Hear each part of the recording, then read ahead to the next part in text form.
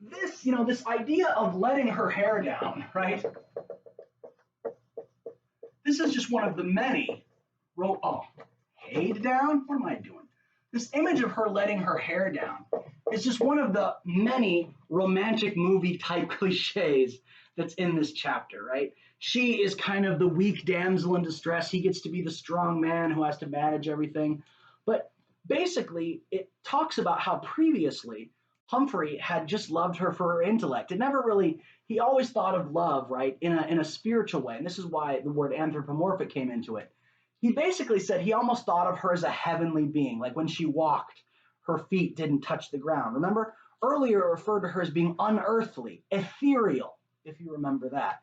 And now that she's let her hair down, it's all of a sudden he's like, well, and when I do that, I'm not saying that he's slobbering all over her like a fiend, but he literally doesn't know what to do. He's like a goof. He's stupid now, right? He doesn't know what to say.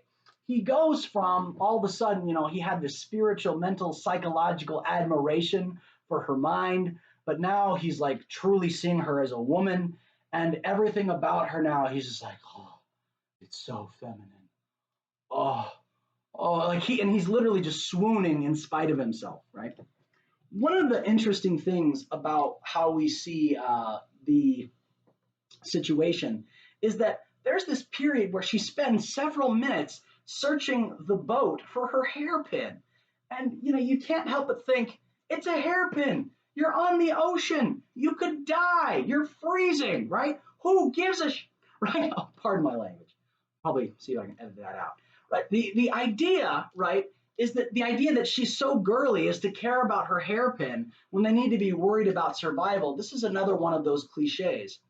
But Humphrey, on the other hand, he loves it, right? Everything she does in this chapter that's super girly, he loves. So there's a certain reinforcement of the traditional romantic tropes, two people alone surviving in a boat. Of course, because of their propinquity, their close proximity, of course they have to fall in love. But the idea that we need to understand about what's going on a deeper level is that basically, right, before, when he was trying to think of her as just kind of like a spiritual person, admiring her for her intellect, other than her courage and her intellect, right, Maud is very much shall we say, a typecast character. Beautiful, feminine, long hair, good-mannered, inexperienced in the ways of the world. In many ways, she is still the damsel in distress trope. The only difference is she's a very, very good talker, highly intelligent, and courageous enough to speak her mind, right? That's what makes her different. And in those ways, that's what allows her to be a quote unquote redeemable character because she's not unintelligent and she's also willing to learn to adapt to things. She's not just purely weak. She's not just eye candy, right? There was a lot of emphasis in the early part of the book to emphasize that Humphrey does not fall in love with her just because she's the first woman he's seen in months, right? The book goes to a very a very long length to try to dissuade us of that idea. And yet, the first time he sees with her hair down, it's almost like all of his defenses come down with it. And it's just like, and that's one of those things that is extremely funny about the text. Like he literally talks about how he's kind of like letting go of the sails and they're kind of doing what they want to do rather than him properly control them, because he's utterly fascinated about just watching her and staring at her, like kind of search around for her hairpin, right? And so in this sense, right, we have, right, this idea of, they're not both very young, right? But it's this idea of young love, innocent love, right? And when you combine the idea of them both sort of being innocent and they're both alone and they're just one man and one woman, it's almost they're put in the typical romantic Adam and Eve scenario, right? And it's really cliche. And in some ways, the writing critics really hated it, and it goes right back to some of those typical sea romance tropes. But in other ways, it's just really, really funny. But the key idea that we need to understand is that Humphrey, as the gentleman, right? The idea is that he doesn't fall in love with her body until he's already fallen in love with her mind. But now that he's seen her with her hair down, right? Now his mind is just blown, right? Her letting her hair down is simply blown. And the thing is that this trope, right? This idea of total transformation of a perspective when you see someone just letting their hair down. There's actually a scene making fun of this trope in the famous movie Not Another Teen Movie, which is a movie that makes fun of all those teen romantic comedies. And basically, what happens is it just shows a girl taking a hairpin out of another girl's hair, and then all of a sudden her hair goes down, and like she says, "There, I'm a genius," right? Because she literally goes from having this tight hair up and being very rigid and being very, heady and nerdy and everything, and all of a sudden she's this babe, right? So the idea of letting your hair down, right? There's it's a pretty common like romantic film, romantic book cliche. But what it does is literally the direction of the hair, right? If it's pinned up, right, it's an emphasis on the intellect, right? While if the hair is pointing down, right, if you let it down, it's the emphasis of it pointing towards the body and one's gaze being attracted to places that are not just the hair, if you get my meaning. And it's a pretty, and it's a symbol, but it's also used, the idea of letting your hair down, right? The idea of letting your hair down is also, right, because we talked about innocence, right? The idea that his love, because he fell in love with her mind first, it's a love that's innocent. Letting your hair down, right, is also an expression and it's a trope used for the idea of letting your guard down.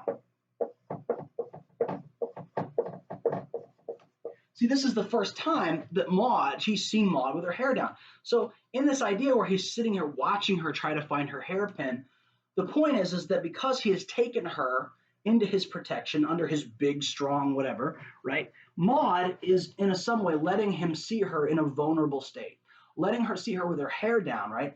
It's kind of like when people finally get to know each other and maybe they want to FaceTime or video chat or Snapchat or whatever you guys call it, right? And there is something special about letting someone see you like first thing in the morning, right? You ever said, "No, I don't want you to see me. I haven't showered yet," And but the idea is letting hair down, right? They're already because they're in such close proximity, and because he's already, she's already put her life in his hands, quite literally, right?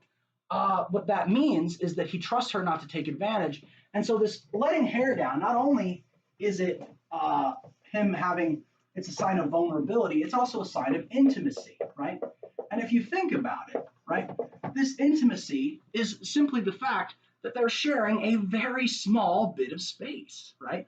I mean, both of them are going to have to go to the bathroom and they're not in a big boat, right? And they're both going to have to respect some pretty awkward scenarios revolving around that, right? The intimacy based upon proximity, the fact is they're going to have to live with each other almost as if they were married, closer even than if they were married, precisely because of the extreme circumstances bringing them close together.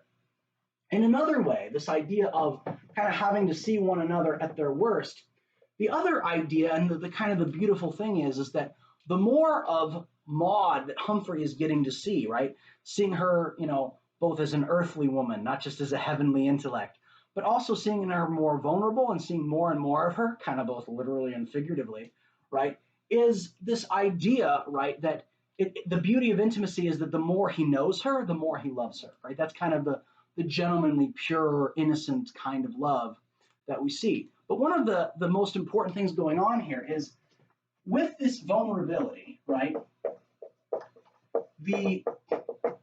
one of the things it mentions in the chapter over and over again is that it's cold, and then it keeps trying to put more clothes on her, right?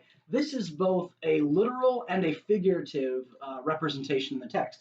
It's literal in the sense that by putting clothes on her, he's giving her shelter, right? Clothes equals shelter and protection, right? And in that sense, right, he's constantly inquiring about her well-being. Are you warm enough? Let's get you warm. Let's get you snug. Let's make sure that you're okay. But it's also very intimate because she's under his protection. At the same time, while he falls in love with her hair down, right, him being a gentleman and his honor, right, is because in her place of vulnerability, right, because if he were a typical man or a typical sailor or a typical person who is a fiend, right? Now that you're alone and this woman is in a somewhat helpless situation, right? A lesser man might be tempted to try to get her clothes off, right? But Humphrey Van Weyden instead, rather than trying to take her clothes off, is trying to put more clothes on. Right? And so because of that, it's an example, right? Even though he is enamored with her physical beauty, he sees her physical beauty as a thing to be treasured and protected, right? Not a thing to be used and exploited, right? The general idea is that even though he's, beginning to have a greater sense of her physically than ever before, he's really sweet. I don't know how else to use the term, right? He's just really sweet and he wants to take care of her. And, the chapter finishes with this idea of, right, he's never valued life more, right? He's never wanted to live more than he does right now, than in taking care of Maud Brewster. But he's never been more willing to sacrifice his life either, right? And that's the general thing, right? This idea of altruism and sacrifice, right, in this text, right, to take care of one another, to really take care of one's fellow man. The thing is that the value, like Humphrey discovers his life is now more valuable to him than it's ever been, but precisely because he now has something he's willing to die for, right? And that's kind of the beauty of love in the way it's being proposed in this story, is that the very fact that he's willing to die, that he's willing to sacrifice himself for her, is putting him in a position where he's never wanted to die less in his whole life. Like, this is the idea that the value of life does not come from selfishness, right? Right, and that's this is the way in which the philosophy of Humphrey Van Weyden is once again directly opposite Wolf Larsen, right? Because the value of life is revealed in self-sacrifice.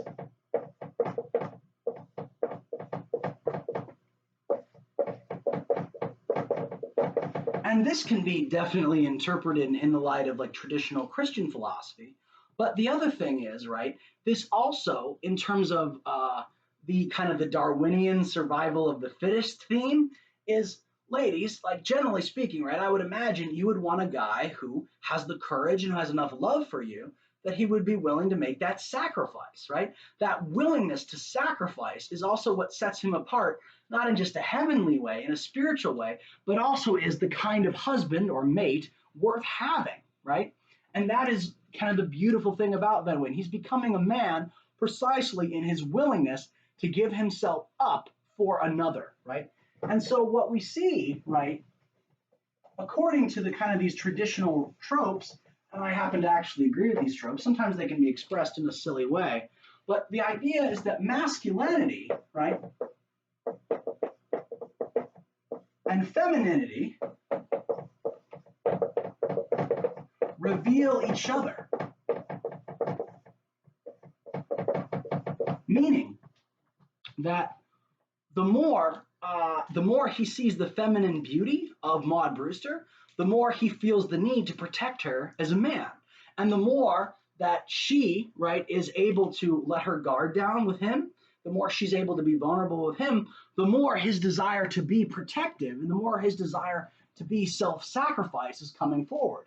And that's the general idea. And it's filled with a lot of silly romantic cliches, but I really do kind of like how this kind of comes across in this text. Yes, it's cliche, but there's also something really beautiful about it. So anyway, this was kind of a test lecture. I hope it went well. I'm going to save it because hopefully I can use it later.